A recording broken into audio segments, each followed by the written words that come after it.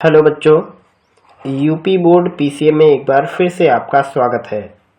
इस वीडियो में हम सॉल्व करेंगे 12वीं के गणित का पेपर, जिसका कोड है 324EZ। 2024 के लिए तीसरा सेट है। इससे पहले के सेटों को भी हमने सॉल्व किया है, सभी प्लेलिस्ट में सीरियल से मौजूद हैं। तो आइए हम यहाँ पे सवाल को शुरू करते हैं। पहला सवाल दिया है, सभी खंड कीजिए, प्रत्येक खंड का सही विकल्प चुनकर उसे अपनी उत्तर पुस्तिका में लिखिए। सवाल है, वास्तविक संख्याओं के समुच्चय में R एक संबंध दिया हुआ है और संबंध इस प्रकार से है कि A less R equal B square, यानी A की वैल्यू B स्क्वायर के बराबर भी हो सकती है और उससे छोटी भी हो सकती है। तो इसमें कहा है इन चारों में से कौन सा सही है। स्वतुल्य और सममिति नहीं है किंतु संक्रमक है। तो जो स्वतुल्य और सममित नहीं होंगे वो संक्रमक, यहाँ पे कह सकते हैं कि वो होगा भी नहीं कि इस संबंध के लिए। और उसके बाद स्वतुल्य और संक्रमक नहीं है किंतु सममिति। सममित का मतलब होता है उसको अगर हम पलट दें तो वहां पर भी वो रिलेशन काम करना चाहिए। तो यहाँ पे A लेस देन है B स्क्वायर, तो B लेस देन ये A स्क्वायर नहीं होगा इस रिलेशन के हिसाब से। तो अगर यहाँ पे देखें तो इन सब में जो चौथा वाला विकल्प है ये सबसे ज़्यादा सटीक लिखा है। ना स्वतुल्य है, ना सममित है और ना ही संक्रमक, क्योंकि स्वतुल्य के लिए A less R A square होना चाहिए, तो A कभी भी A स्क्वायर के बराबर और उससे छोटा नहीं हो सकता।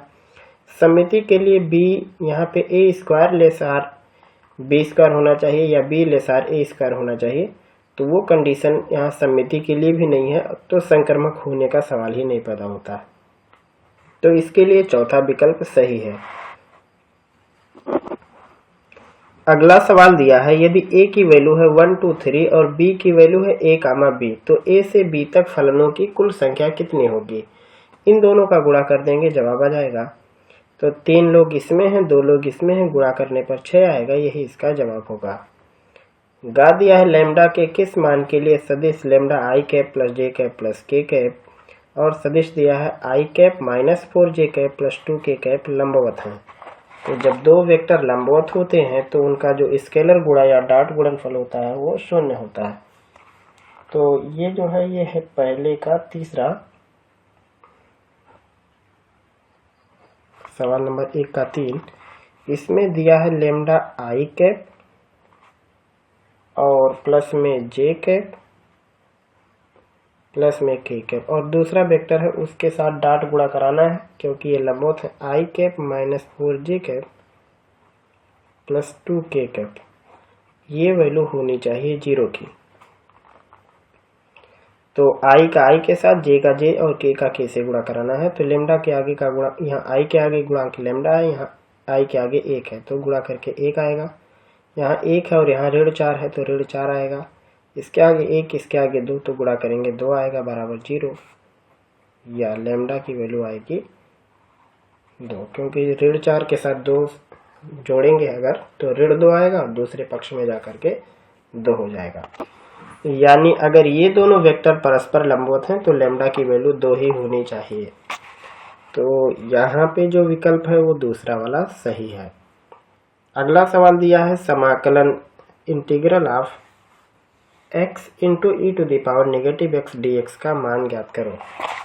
तो इसको लगाते हैं। ये सवाल नंबर है पहले का चौथा खंड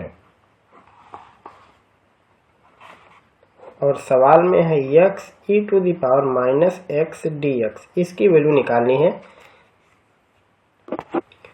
तो इसके लिए हमें इसका खंडशः समाकलन करना होगा। खंडशः समाकलन करने के लिए हम सबसे पहले जो यहाँ पे वरीयता देते हैं वो इनवर्स फंक्शन को देते हैं, उसके बाद लघुगणक को देते हैं, फिर उसके बाद यहाँ पे हम बीजगणितीय अक्षरों को देते हैं। तो ये एक पूरा पैटर्न होता है जो कि हमने समाकलन के वीडियो में आपको बताया हुआ है। तो यहाँ पे जो हम पहला फंक्शन मानेंगे वो हम x को मानेंगे। तो इसको लिखने का तरीका ये है कि जो पहला फंक्शन है उसको समाकलन से बाहर लिख लो और दूसरे फंक्शन को ज्यों का त्यों छोड़ दो। और फिर इतने चीज को एक बार और लिख दो। हम यहाँ आसानी से आपको लिखना सिखा रहे हैं। इसी चीज को आपको एक बार और लिखना है, खंड सा समाकलन ऐसे करना है। सबसे पहले आपको पहला फंक्शन पहचान लेना है, उसको समाकलन के लाइन से बाहर कर दो, और जो दूसरा फंक्शन है उसको वैसे ही रहने दो। अब इसी पैटर्न को 2 बार लिखो और दूसरे वाले के आगे एक छोटा सा कोष्ठक बनाओ यहाँ पे, और यहाँ पे एक और समाकलन का निशान लगाना है और यहाँ पे dx लगाना है। लेकिन यहाँ जो आपने दूसरा लिखा था, देखो ये x है, तो यहाँ पे आपको d/dx ऐड करना है। बस ये तरीका है लिखने का। कैसे लिखना है यही चीज दोबारा रिपीट करनी है, और यहाँ पे इसका अवकलन करना है और पूरे सिस्टम का समाकलन करना है और बीच में डिफरेंस का साइन लगाना है। तो ये हो गया x e⁻, नेगेटिव x का समाकलन वही होगा, लेकिन नेगेटिव x के अवकलन से डिवाइड करेंगे तो आएगा -1, यानी केवल हम माइनस का चिन्ह लगा देते हैं। और यहाँ पे सबसे पहले x का अवकलन करेंगे 1 आएगा, और उसके बाद यहाँ पे पहुँचते हैं e⁻−x के समाकलन पर। तो e⁻−x का जो समाकलन होगा वही होगा, और उसके बाद इसके अवकलन से डिवाइड करेंगे आगे -1, चाहे यहाँ लिख दें या यहाँ लिख दें, और ये हो गया dx। क्योंकि एक समाकलन आपने किया है, एक चिन्ह अभी आगे लगा है, तो ये हो गया -x e⁻−x। इस माइनस को माइनस के साथ मिलाएंगे प्लस हो जाएगा dx। ये हो गया -x e⁻−x। इसका रिटर्न करेंगे तो आएगा माइनस में e⁻−x, कॉमन हो जाएगा -e⁻x, तो यहाँ पे बचेगा x + 1 और e के ऊपर पावर -x। देखते हैं विकल्प में है या नहीं। तो ये पहला ही जो विकल्प है यही इसका सही जवाब है। अगला है पहले का 5वां खंड, अवकल समीकरण दिया, इसमें का इसकी कोटि।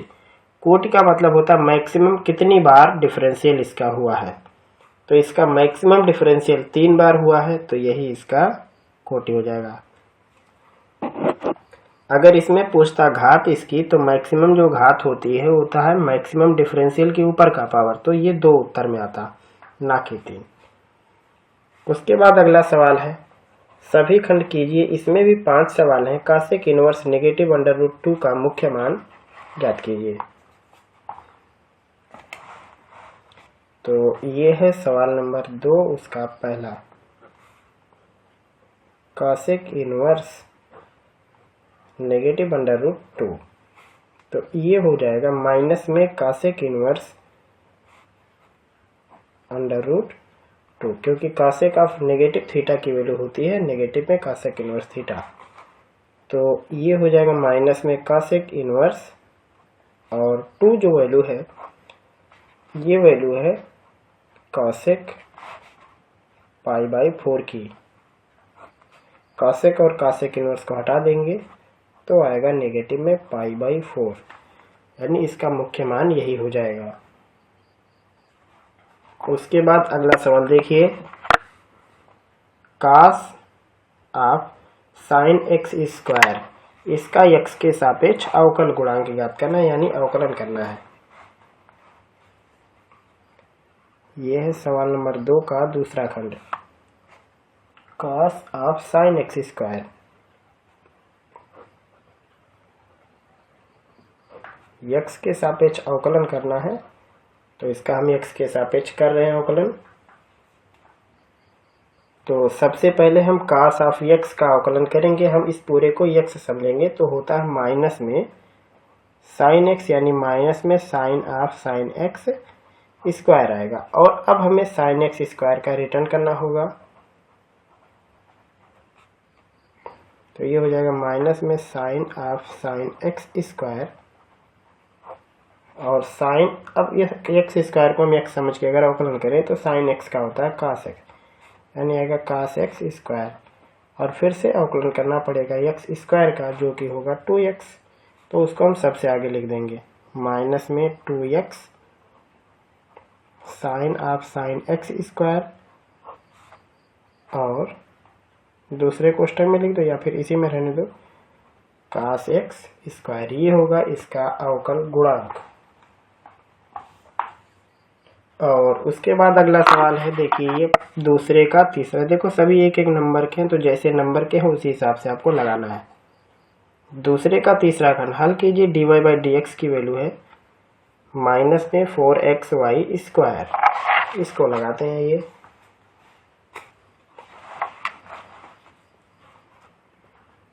दूसरे का तीसरा खंड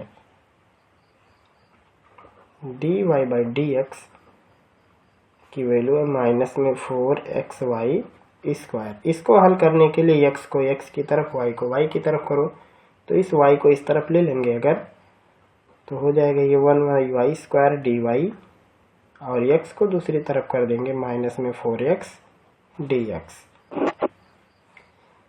अब यहाँ पे जो 1/y स्क्वायर है इसको हम लिख लेंगे y के ऊपर पावर -2 dy, और ये है माइनस में 4x dx। दोनों तरफ समाकलन अगर आप कर दोगे तो हो जाएगा y पे पावर -2 dy, और इस तरफ समाकलन माइनस में 4x dx। समाकलन का सिद्धांत यह है कि हम घात में 1 जोड़ के उसी से डिवाइड करते हैं। तो ऋण 2 में 1 जोड़ेंगे तो ऋण 1 आएगा, ऋण 1 से ही भाग करना पड़ेगा। तो इसकी वैल्यू हो जाएगी 1/y माइनस में। क्यों हो जाएगी? क्योंकि y के ऊपर ऋण 1 की मतलब 1/y, नीचे ऋण 1 से भाग करना है मतलब उसका हम आगे लगा देते हैं। और ये हो जाएगा माइनस में 4, और इसको लिख सकते हैं x स्क्वायर बाई 2, क्योंकि x के ऊपर 1 की पावर है, जोड़ेंगे 2/2 हो जाएगा यहाँ पे, और प्लस में कोई एक समाकलन स्थिरांक c जोड़ देते हैं। ये हो जाएगा माइनस में 1/y और माइनस में 2x स्क्वायर प्लस हो गया c। चाहे यही रहने दो और चाहे तो गुणा भी कर सकते हो। अगर आपको गुणा करके लिखना है इसको तो लिख सकते हैं -1 equal -2x square y plus में cy। अब या तो सब कुछ एक तरफ लिख लो, तो इसको हम लिख सकते हैं 2x स्क्वायर y और -1 प्लस cy बराबर 0। कैसे भी करके आप अरेंज कर सकते हो, चाहे ऐसा लिख लो या फिर दो लोगों को एक तरफ लिख लो, या फिर आप इसकी तरफ है कोई कांस्टेंट, इसकी जगह पे भी आप c लिख सकते हो। c के साथ किसी भी चीज़ का अगर गुणा किया गया है तो आप उसकी जगह किसी कांस्टेंट का इस्तेमाल कर सकते हो, क्योंकि इसके बारे में जानकारी नहीं होती है कि ये क्या है। उसके बाद लगाएंगे हम लोग अगला सवाल, लेकिन पहले आप इसे उतार लें। आइए अगला सवाल देखते हैं। सवाल दिया है 2pa यानी a की प्रोबेबिलिटी ये बराबर है pb बराबर 5/13 और pa बाई b की वैल्यू 3/10। तो pa इन यूनियन b की वैल्यू बतानी है। तो इसको हटाते हैं और लगाने की कोशिश करते हैं। ये जो सवाल दिया है ये है सवाल नंबर दूसरे का 5वां खंड। जो सवाल दिया है वो है 2pa इक्वल है pb इक्वल में है 5/13 और pa बाई b ये वैल्यू है 3/10। तो निकालना है a यूनियन b की वैल्यू। तो सबसे पहले हम यहाँ pa और pb को अलग अलग लिखेंगे। यहाँ से pa की वैल्यू होगी 5/26 और pb की वैल्यू तो वही दिया है वही रहेगा 5/26। क्यों? क्योंकि 2pa की वैल्यू 5/13 है, तो इसकी वैल्यू ये होगी। अब जो pa बाई b है उसका सूत्र हमें लिखना। सबसे पहले जो दिया वही लिख देते हैं। pa बाई b की वैल्यू है 3/10। तो pa बाई b का सूत्र होता है pa इंटरसेक्शन b बटे में जो नीचे है वही चीज pb बराबर हो गया 3/10, या फिर आप लिख सकते हो pa इंटरसेक्शन b और बटे में pb की वैल्यू कितनी है 5/13 बराबर 3/10। तो इसको यहीं आगे फिर से सॉल्व करते हैं तो हमें मिलेगा pa इंटरसेक्शन b की वैल्यू 3/10 गुणे 5/13 तो 5 दूनी 10 आएगा और ये हो जाएगा 3/26। ये हो गया PA इंटरसेक्शन B। अब जो सूत्र होता है उसको हम लिखते हैं। सूत्र होता है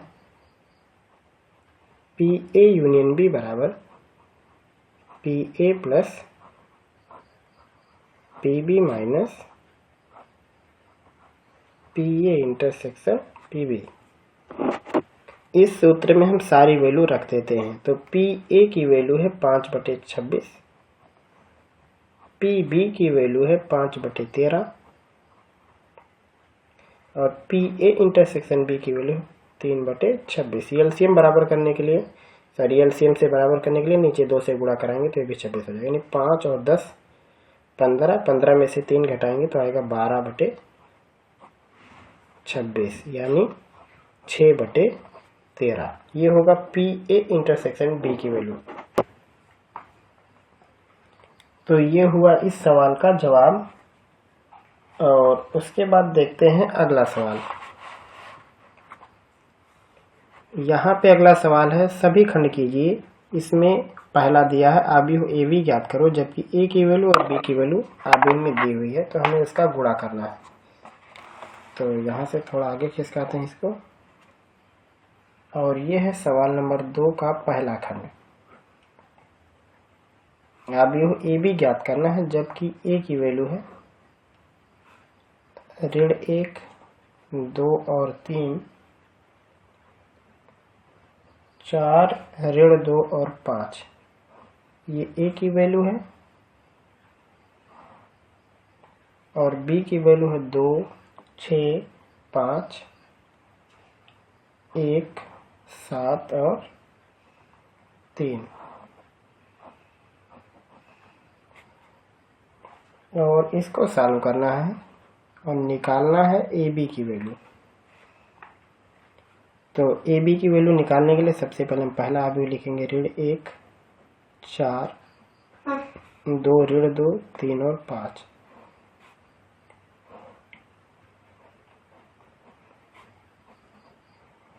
ये हो गए दोनों आव्यूह हमने लिख दिया। अब इनका हमें करना है गुणा। तो गुणा करने के लिए क्या करना है, हमें पहली पंक्ति को पहले स्तंभ के साथ मिलाना है। ऋण 1 का गुणा 2 के साथ करेंगे, ऋण 2, 2 का गुणा 6 के साथ 12 और 3 का गुणा 5 के साथ 15।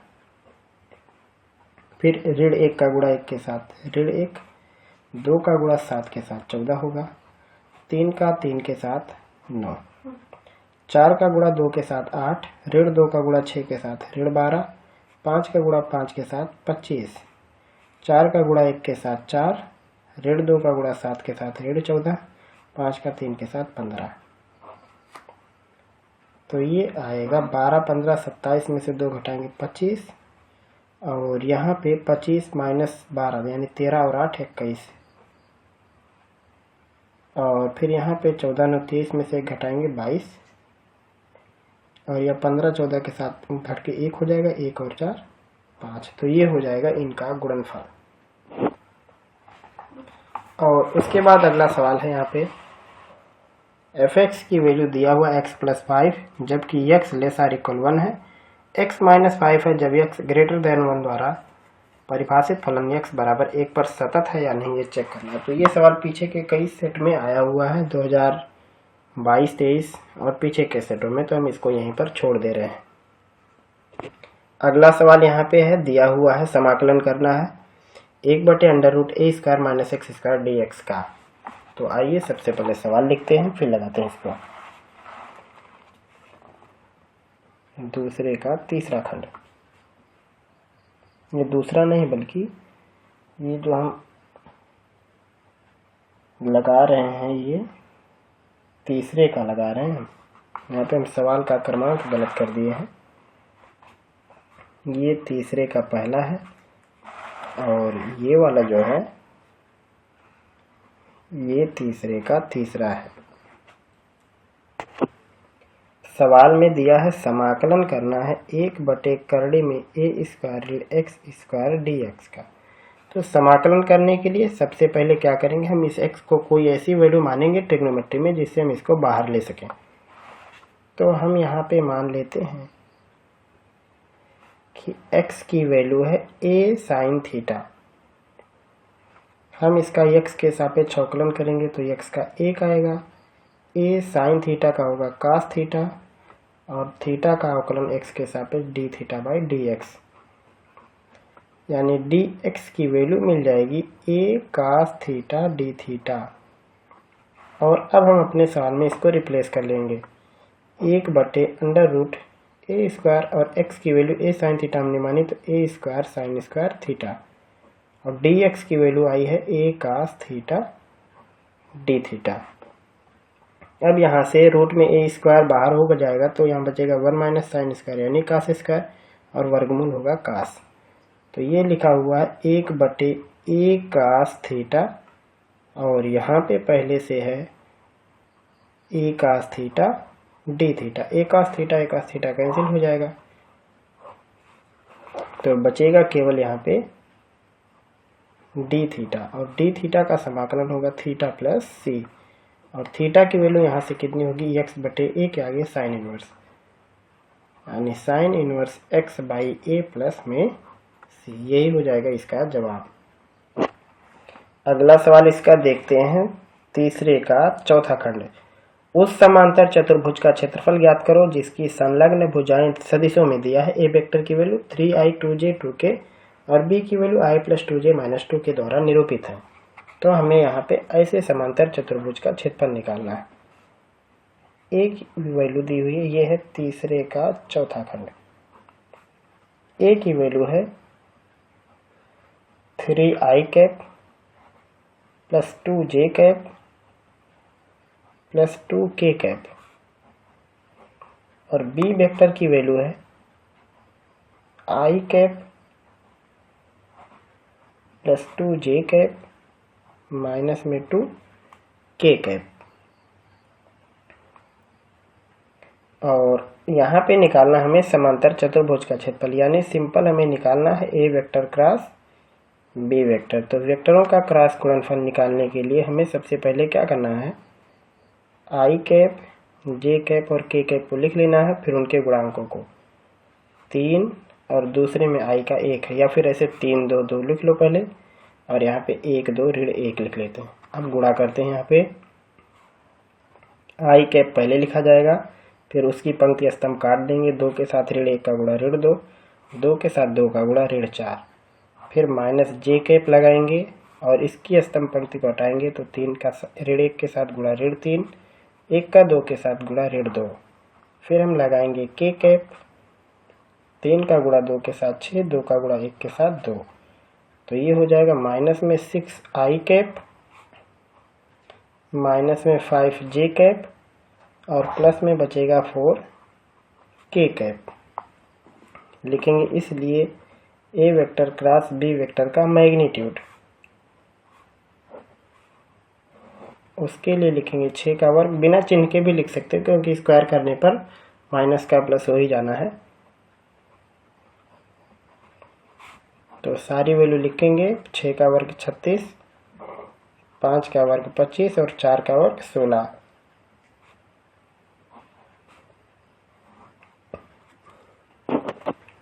इनको जोड़ देते हैं, 6 5 11, 11 6 17 और 1 2 3 3 6 1 7, 77 वर्ग मात्रक या वर्ग इकाई।